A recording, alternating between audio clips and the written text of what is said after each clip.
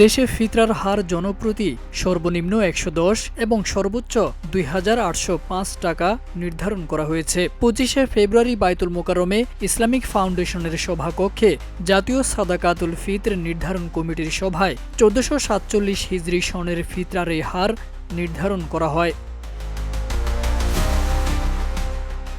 সভায় সভাপতিত্ব করেন সাদাকাতুল ফিতর নির্ধারণ কমিটির সভাপতি ও বায়তুল মোকাররমা জাতীয় মসজিদের খতিব মুফতি আব্দুল মালেক।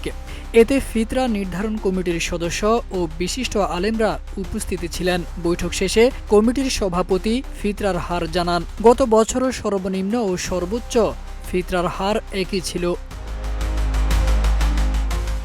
তারেক আজিজ খান, প্রজন্ম ২৪।